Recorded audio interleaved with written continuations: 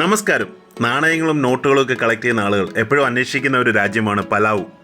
ഇന്തോനേഷ്യയ്ക്കും ഫിലിപ്പീൻസിനും പാപ്പന്യൂഗിനിയയ്ക്കൊക്കെ ഇടയുള്ള ചെറിയ കുറച്ച് ദ്വീപ് സമൂഹങ്ങളെയാണ് പലാവു എന്നറിയപ്പെടുന്നത്. 1994 പലാവു സ്വതന്ത്ര രാജ്യമായിട്ട് മാറുന്നത്. 2044 വരെ അമേരിക്കയാണ് അവിടുത്തെ മിലിറ്ററി മറ്റ് കാര്യങ്ങളൊക്കെ കൺട്രോൾ ചെയ്യുന്നത്. പക്ഷേ ഇതൊരു അമേരിക്കൻ ടെറിട്ടറി ഒന്നുമല്ല. പലാവു ഒരു സ്വതന്ത്ര രാജ്യമാണ്. ഇവിടെ ഉപയോഗിക്കുന്ന കറൻസി എന്ന് പറയുന്നത് അമേരിക്കയുടെ ഡോളറും അമേരിക്കയുടെ നാണയങ്ങളുമാണ് പലാവുവിൽ ഉപയോഗിക്കുന്ന നാണയങ്ങൾ. കാരണം അവിടെ ജനസംഖ്യ വളരെ കുറവാണ്. 20,000 പേരോ മറ്റോ ഉള്ളൂ അവിടുത്തെ ടോട്ടൽ പോപ്പുലേഷൻ എന്ന് പറയുന്നത്. പലാവുവിൻ്റെ നാണയങ്ങൾ പൊതുവെ കുറച്ച് റയറാണ്. കാരണം ഇവർക്ക് വളരെ ലിമിറ്റഡ് ആയിട്ടുള്ള കോമമറേറ്റീവ് നാണയങ്ങൾ മാത്രമേ ഉള്ളൂ. ഞാൻ പറഞ്ഞു, അവർക്ക് സ്വന്തമായിട്ട് അവിടെ ഉപയോഗിക്കാൻ വേണ്ടി നാണയങ്ങളില്ല. അവരുപയോഗിക്കുന്നത് അമേരിക്കയുടെ നാണയങ്ങളും നോട്ടുകളും ഒക്കെയാണ്. ഇത്തരത്തിലുള്ള കോമമറേറ്റീവ് നാണയങ്ങൾ 50,000 മിൻറ്റേജ്, 10,000 മിൻറ്റേജ്, 5,000 മിൻറ്റേജ് ഒക്കെയുള്ള കോമമറേറ്റീവ് നാണയങ്ങളും കൂടാതെ സ്വർണ്ണ നാണയങ്ങളുമാണ് ഇവിടെ ഇഷ്യൂ ചെയ്തിരിക്കുന്നത്. സ്വർണ്ണ നാണയങ്ങളൊക്കെ തന്നെ കോമമറേറ്റീവ് നാണയങ്ങളാണ്. ഇതൊന്നും അങ്ങനെ അവൈലബിലിറ്റി ഇല്ല. കാരണം അമേരിക്കൻ കളക്ടേഴ്സ് തന്നെ നല്ലൊരു വിഭാഗം അമേരിക്കൻ കളക്ടേഴ്സ് ഇത്തരത്തിലുള്ള നാണയങ്ങൾ കളക്ട് ചെയ്ത് വെക്കാറുണ്ട്.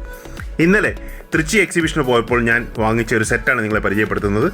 പലാവുവിൻ്റെ വളരെ സ്പെഷ്യലായിട്ടുള്ള ഒരു കോമമറേറ്റീവ് സെറ്റാണ്.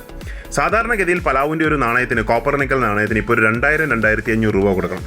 അപ്പോൾ ഞാൻ കരുതി ഇത്തരത്തിലുള്ള സെറ്റ് വാങ്ങിച്ചു കഴിഞ്ഞാൽ നല്ലതാണ്. ഇൻ കേസ് ആർക്കെങ്കിലുമൊക്കെ ഷെയർ ചെയ്യണമെങ്കിൽ നമുക്ക് എക്സ്ചേഞ്ച് ചെയ്യുകയൊക്കെ ചെയ്യാം. ഈ ഒരു നാണയ സെറ്റ് വന്നിരിക്കുന്നത് 9 നാണയങ്ങളുടെ സെറ്റാണ്. കസിനോ ചിപ്സിൻ്റെ ഷേപ്പിലാണ് ഈ നാണയങ്ങൾ വന്നിരിക്കുന്നത്. ഇത് ലക്കി കോയിൻസ് എന്ന പേരിലാണ് മെയിൻലി ഇത് അറിയപ്പെടുന്നത്. ഇതൊരു ഭാഗ്യം കൊണ്ടുവരുന്ന നാണയം എന്ന രീതിയിൽ ഒരുപാട് ആളുകൾ കളക്ട് ചെയ്ത് വെക്കുന്നുണ്ട്. കാരണം ഭാഗ്യത്തിൻ്റെ കുറേ ചിഹ്നങ്ങളൊക്കെ ഉൾപ്പെട്ടതാണ് ഈ നാണയങ്ങൾ. അത് കൂടുതൽ കാണുമ്പോൾ മനസ്സിലാവും. ഇതൊരു ലിമിറ്റഡ് എഡിഷൻ സെറ്റാണ്. ഇതിൻ്റെ ഒരു പ്രത്യേകത എന്ന് പറയുന്നത് ഇത് പ്ലാസ്റ്റിക് അല്ല, എന്നാൽ പ്ലാസ്റ്റിക് മിക്സ്ഡ് ആയിട്ടുള്ള എന്തോ ഒരു മെറ്റീരിയൽ കൊണ്ടാണ് ഇത് നിർമ്മിച്ചിരിക്കുന്നത്. കുറച്ച് ഹാർഡാണ്, അത്യാവശ്യം വെയിറ്റ് ഉണ്ട്. എല്ലാ കളക്ടേഴ്സിൻ്റെ ലിസ്റ്റിൽ ലാസ്റ്റ് വരുന്ന പേരാണ് ഈ പലാവു. നോട്ട് ഇവർക്കില്ല. അപ്പോൾ ഞാൻ എല്ലാവരോടും പറയും, നോട്ടില്ലാത്തൊരു രാജ്യമാണ് പലാവു. കാരണം അവരുടെ പേരിൽ ഇതുവരെ ഒരു നോട്ട് പോലും ഇഷ്യൂ ചെയ്തിട്ടില്ല. അപ്പോൾ പലാവിന് വേണമെങ്കിൽ നമുക്കൊരു അമേരിക്കൻ ഡോളർ എടുത്ത് പലാവുന്ന് സ്റ്റിക്കർ ഒട്ടിച്ച് വെക്കാം. കാരണം അവിടെ ഉപയോഗിക്കുന്നത് US ഡോളേഴ്സാണ്.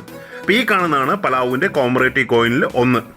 ഇതിൽ കുറച്ച് മാത്രം ഞാൻ പരിചയപ്പെടുത്തണം, അല്ലെങ്കിൽ വീഡിയോ കുറേ ലെങ്തി ആയി പോവും.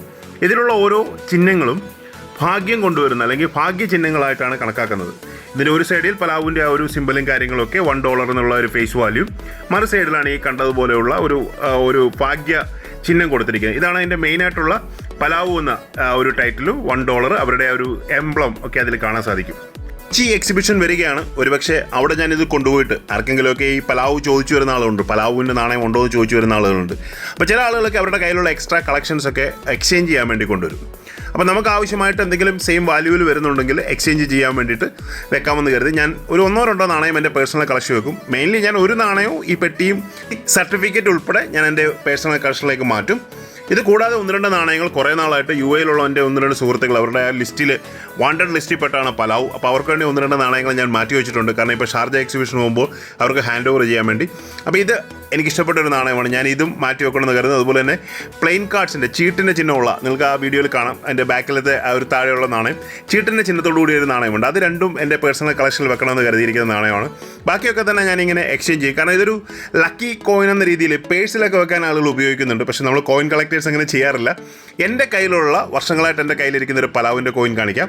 2017 എൻ്റെ കയ്യിൽ കിട്ടിയ കോയിനാണ്. ഇത് ഇറങ്ങിയ സമയത്ത് തന്നെ കിട്ടിയത്. കാരണം ഞാൻ ഹോൾ കോയിൻസ് കളക്ട് ചെയ്യുന്നതുകൊണ്ട് തന്നെ ഇത് പലാവിൻ്റെ ഹോൾ കോയിൻ എന്ന പേരിൽ, അല്ലെങ്കിൽ ഇത് മാത്രമാണ് എൻ്റെ അറിവിൽ പലാവിൻ്റെ ഹോൾ കോയിനായിട്ട് ഉണ്ടായിരുന്നു ആ സമയത്ത്. അങ്ങനെ ഞാൻ വാങ്ങിച്ചാണ്. ഇത് 1 ഗ്രാം ഗോൾഡിലുള്ള ഹോൾ കോയിനാണ്. ഇത് ആക്ച്വലി PCGS ഗ്രേഡ് ചെയ്ത ഗ്രേഡഡ് സ്ലാബിലുള്ള കോയിനായിട്ടാണ് ഞാൻ വാങ്ങിച്ചത്. അപ്പോൾ വീഡിയോ കണ്ട എല്ലാവർക്കും ഒരുപാട് നന്ദി. Keep watching. Thank you very much.